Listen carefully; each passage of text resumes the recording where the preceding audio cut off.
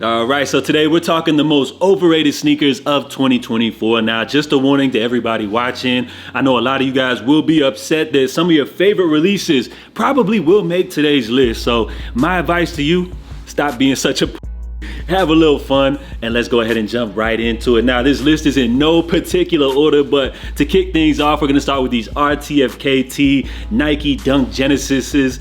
As far as the look, I would say out of everything on today's list, these joints right here are probably the ugliest sneakers on today's list. As far as the look, I feel like they were going for some type of like 80s sci-fi Terminator, Back to the Future, trying to be futuristic, but it's just a complete fail. And I feel like, I know these do utilize some type of blockchain tech or something like that, but to be real with y'all, when everybody was pushing NFTs a couple years back, I was in my own little world, so I have no clue what all that is about. But just as far as a design standpoint, I don't know who is rocking sneakers that look like this, but salute if you were able to grab these, because I see on the secondary market they're selling for like double, triple the price. So gotta salute to that right there. Now next up, we got the Hidden NY ASICS Gel-NYC. So yes, sir, we are taking it there. A sneaker which probably will make many people's top 10 sneakers of the year list. You know, the type of people that are trying to be cool, different, come with a unique pick, but still try to fit in at the same time.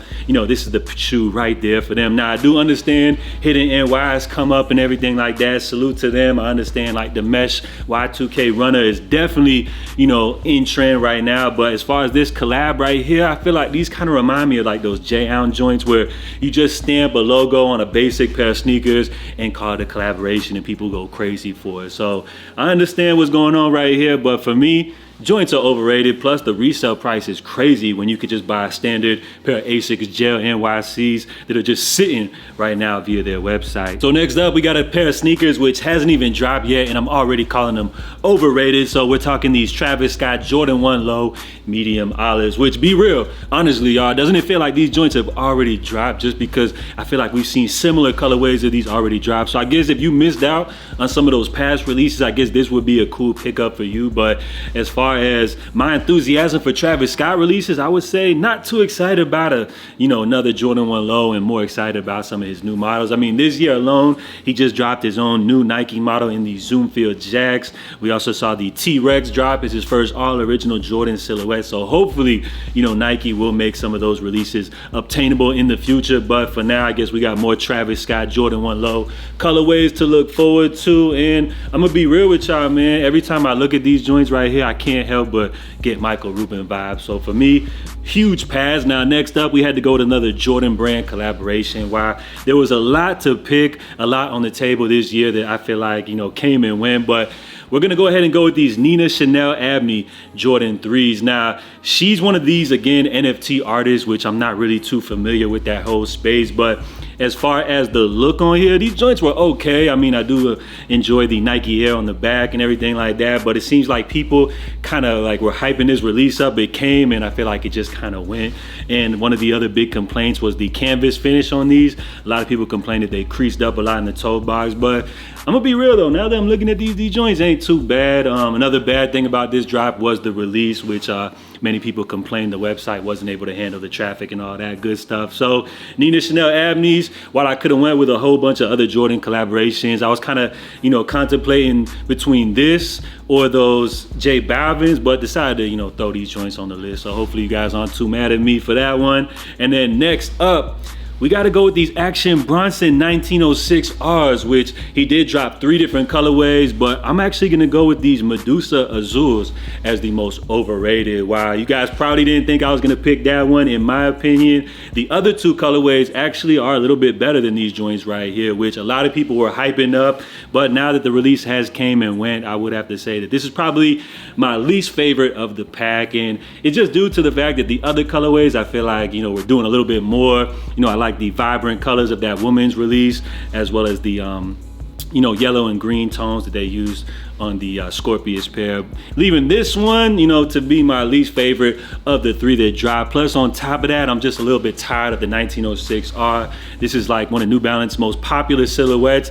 I feel like every hype collaborator with New Balance has dropped their own 1906R. This is a pair where you're gonna walk into the mall, see everybody rocking these, walk into your local Foot Locker, Champs, see these joints on display. So they're just absolutely everywhere, and I feel like they're just kind of getting a little overplayed. But let me know if you guys are rocking with these. And as far as the most overplayed, overhyped sneakers of 2024, I gotta go with these Adidas Yeezy releases. Now, before you guys start panicking, hear me out. I know everybody felt like there's been a void missing in the sneaker game ever since Adidas and Yeezy ended their partnership. But since that breakup, you know, Adidas has been dropping what they call the remaining leftover inventory. And we've seen them dropping these pairs for like a couple of years now, which is absolutely crazy to think that this partnership ended in 2022 and we're still getting Yeezy releases here in 2024, potentially even in 2025. So it's pretty mind-blowing to think about things. Now, as far as these Yeezy drops, it's great that people are still able to grab a lot of these pairs that they've been missing out on throughout the years. But my biggest complaint actually is a couple different things, but one of those is being the way that they've been dropping these pairs. You know, it feels like there's no structure, no release schedule for any of these drops. They're kind of just doing these random restocks, which makes it really difficult for the people that actually want to grab these to be able to cop these. On top of that, you know, I feel like Adidas should be rewarding some of their more loyal customers, especially some of their top tier customers. You know, they have these like level systems. Why not give like tier 3, tier 4 exclusive access to a lot of these pairs? I feel like that would be a much better way to leave a lasting impression on your customer base. And on top of that, why are we still dropping these joints at full price? Adidas claims, they even said it themselves in their financial report, that they're not planning to profit off of any of these Adidas Yeezy releases, but yet they're still dropping these joints at full price. Even though we have seen Adidas discounting these pairs, sending them to the outlets with that 50% off discount, why not do that with all the pairs if they claim they're not trying to profit off of these releases and just want to simply break even? So one,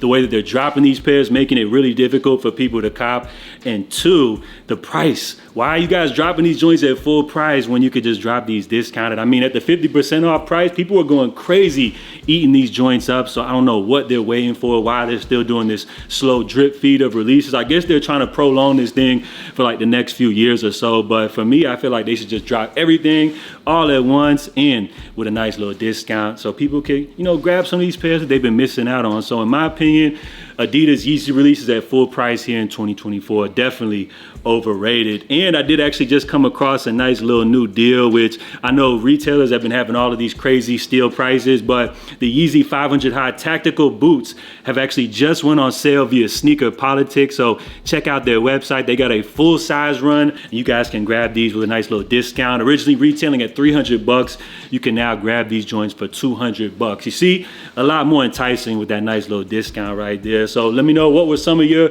most overrated sneaker releases of 2024? It's okay to be a little hater today. You know, nobody's gonna be mad at you like that. So I feel like there's a common theme amongst, you know, a lot of these releases that have made this list. And it's pretty much that a majority of these overrated sneakers, in my opinion, are the collab pairs, because I feel like honestly, they're not doing too much to entice me to want to buy these when you could just get a GR release of that same silhouette for like half the price. So let me know what you guys thought about today's video. If you enjoyed this quick little Saturday update, please help support the channel by hitting that like button. So I'm J.A. Make sure you guys stay safe, stay blessed, and I'll be back next time to check in with y'all. I'm out.